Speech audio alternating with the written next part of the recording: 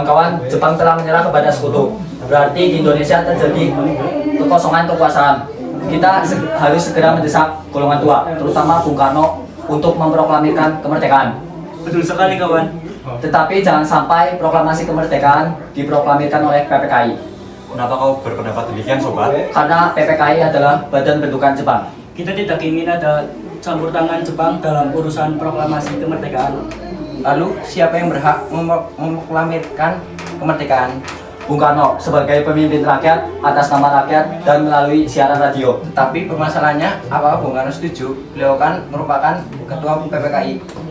Kalau beliau mainkan naskah proklamasi disusun oleh PPKI, maka kalau perlu paksa saja dia. Kalau perlu apa? Kita harus bicara dulu secara baik-baik. Ada gerangan apa kalian datang kemari? Begini Bung Karno, Jepang telah menyerah Bung, dan kami meminta Bung Karno untuk segera memproklamirkan kemerdekaan. Kan sudah ada badan yang merumuskan itu semua. Maksud Anda PPKI? Ya betul, PPKI. Karena PPKI sudah tahu apa saja tugas yang harus dilakukan dan disiapkan. Kami atas nama golongan muda tidak setuju jika PPKI yang menyiapkan proklamasi kemerdekaan, karena PPKI adalah bentukan Jepang. Kami tidak ingin kemerdekaan yang kita peroleh ada campur tangan dari pemerintah Jepang. Memproklamasikan kemerdekaan adalah hak dan tugas PPKI.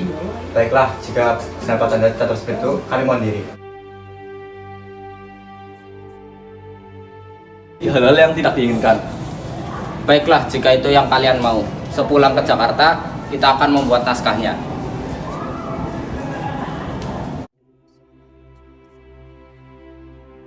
Bisa. Revolusi berada di tangan kami sekarang, dan kami memerintahkan Bung. Kalau Bung tidak memulai revolusi pada malam ini, lalu apa? Yang paling penting dalam revolusi adalah saat yang tepat, dan saya sudah merencanakannya akan dijalankan pada tanggal 17 Agustus. Mengapa justru diambil tanggal 17? Mengapa bukan sekarang saja atau tanggal 16? Saya tidak tahu, namun saya pikir tanggal 17 adalah tanggal yang bagus. Pertama-tama, sekarang adalah bulan Ramadan, dan bulan Ramadan adalah bulan yang suci, dan besok adalah tanggal 17. Besok adalah hari Jumat Legi, hari yang berbahagia. Dan tanggal 17 adalah tanggal diturunkannya Al-Quran, dan jumlah rakaat sholat kita adalah tanggal 17. Maka dari itu saya pikir tanggal 17 adalah tanggal yang suci. Sementara itu, di Jakarta, antara Mr. Ahmad Subarjo dari golongan tua dengan Wikana dari golongan muda membicarakan kemerdekaan yang harus dilaksanakan di Jakarta. Laksamana Takasaki Maeda bersedia untuk menjamin keselamatan mereka selama berada di rumahnya. Berdasarkan kesepakatan itu, Yusuf Kunto dari pihak pemuda hari itu juga mengantarkan Ahmad Subarjo bersama sekretaris pribadinya Sudiro ke Rengas Dengklok untuk menjemput Soekarno dan Hatta. Rombongan penjemput tiba.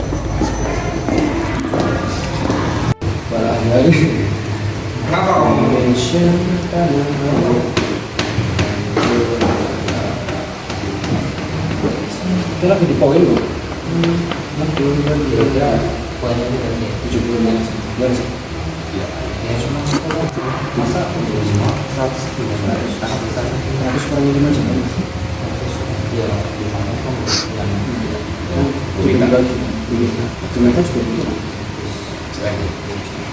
Setelah selesai, teks proklamasi tersebut dibacakan di serambi depan, di hadapan peserta rapat dan golongan muda. Keadaan yang mendesak ini telah memaksa kita untuk mempercepat proklamasi kemerdekaan. Rancangan teks telah selesai dibuat dan dibacakan kepada saudara-saudara. Diharapkan hadirin-hadirin yang datang pada rapat ini dapat menyetujui dan menandatangani naskah ini. Saya kurang setuju. Sebaiknya naskah proklamasi tersebut sebaiknya ditandatangani oleh Soekarno dan Hatta saja atas nama bangsa Indonesia. Bagaimana hadirin? Setuju. Baiklah. Kamu Saiti, tolong ketikan. Baiklah. Setelah naskah proklamasi diketik oleh Sayuti Melik, kemudian Soekarno dan Hatta menandatangani naskah tersebut. Setelah terjadi perdebatan tentang di mana lokasi pembacaan naskah proklamasi, akhirnya disepakati bahwa pembacaan naskah proklamasi dibacakan di Jalan Pegangsaan Timur nomor 56 pukul 10. Para undangan dan warga Jakarta pun berbondong-bondong menuju kediaman Bung Karno tersebut. Bung Karno kemudian membacakan proklamasi setelah menyampaikan pidato singkat. Saudara-saudara sekalian, saya telah minta saudara-saudara hadir di sini untuk menyaksikan satu peristiwa maha penting dalam sejarah kita. Berpuluh-puluh tahun kita bangsa Indonesia telah berjuang untuk kemerdekaan tanah air kita, kemerdekaan kita. Saudara-saudara, dengan ini kami nyatakan kebulatan tekad itu. Dengarlah proklamasi kami. Proklamasi kami, bangsa Indonesia, dengan ini menyatakan kemerdekaan Indonesia. Hal-hal yang mengenai pemindahan kekuasaan dan lain-lain diselenggarakan dengan cara saksama dan dalam tempo yang sesingkat-singkatnya. Jakarta, 17 Agustus 1945. Atas nama bangsa Indonesia, Soekarno Hatta.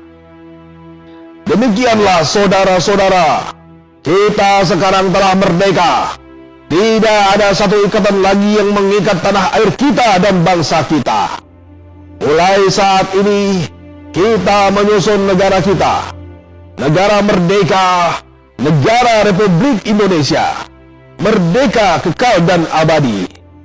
Insya Allah, Tuhan memberkati kemerdekaan kita dan sejarah kita.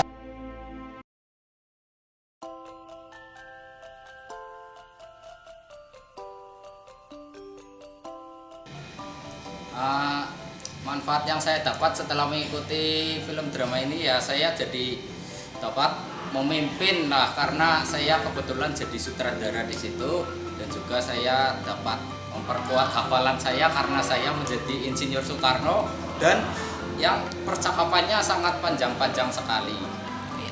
Apakah rasa nasionalisme kamu akan bertambah ketika kamu mengikuti film drama ini? Insya Allah bertambah, karena saya jadi tahu apa-apa yang terjadi pada saat proklamasi kemerdekaan itu. Berarti kesadaran sejarahmu makin bertambah ya? Wah, tentu saja, betul. Kesan saya saat mengikuti film drama ini, wah ternyata saya jadi tahu kalau pahlawan itu perjuangannya sangat besar sekali, mati-matian, rela berkorban, dan lain-lain. Kemudian pesan saya itu jas merah, jangan sekali-kali melupakan sejarah.